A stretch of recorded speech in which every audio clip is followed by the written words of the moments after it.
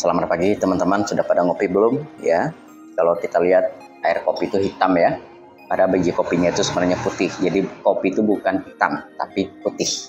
Nah, kembali bicara kopi. Apa sih sebenarnya kita ambil dari kopi?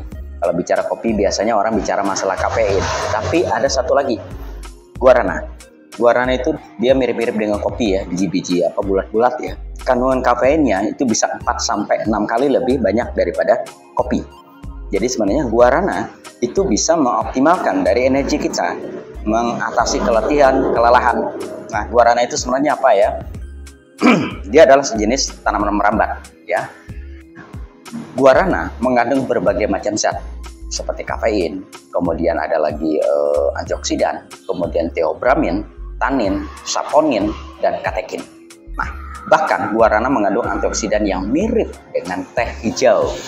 Nah, jadi kalau misalnya kita ingin menikmati yang namanya sehat ya, berarti kan kita harus mengoptimalkan pembentukan energi. Guarana salah satu yang bisa kita manfaatkan. Kemudian untuk performa akademik ya, itu juga bisa terbantu peningkatannya. Nah, kemudian juga bagi yang senang diet menurunkan berat badan ya, manfaat lainnya yaitu efek menurunkan berat badan. Nah, ini berasal dari mana? Karena ada kandungan kafein di dalam tanaman ini. Nah, ini bisa meningkatkan metabolisme selama 12 jam itu kurang lebih 3-11%. Itu dalam kondisi dengan cara oral ya.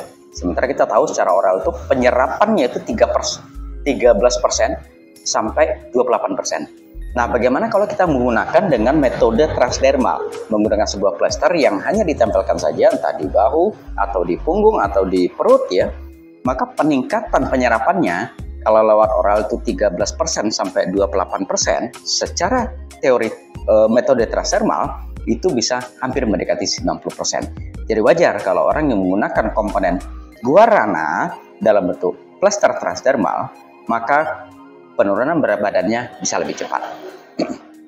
Kemudian khasiat lainnya, orang yang punya masalah dengan sembelit, konstipasi itu juga terbantu. Untuk kesehatan jantung juga bagus. Karena apa? Antioksidannya itu bisa kita manfaatkan untuk melancarkan aliran darah.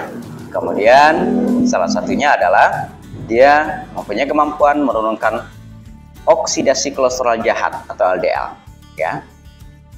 Nah, kemudian meredakan nyeri, kemudian ada potensi untuk melawan kanker juga ya. Jadi dia melindungi dari kerusakan DNA. Yang namanya kanker itu kan pertumbuhan sel yang tidak terkontrol.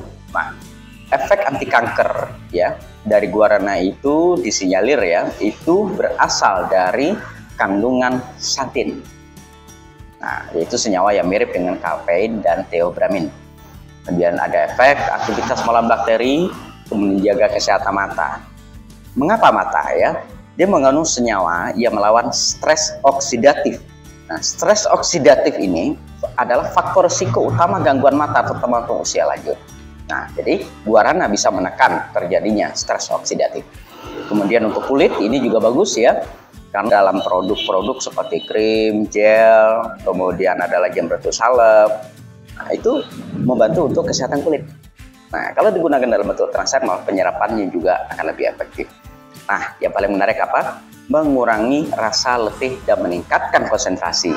Nah, seperti di awal kita udah bahas, ternyata kandungan kafein di dalam guarana itu 4-6 kali lebih banyak daripada biji kopi.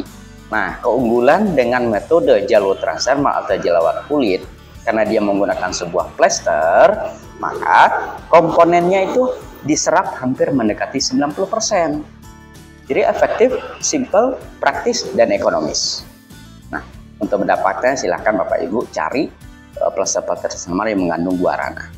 Atau Bapak Ibu bisa tanyakan pada yang memberikan link ini pada Bapak Ibu.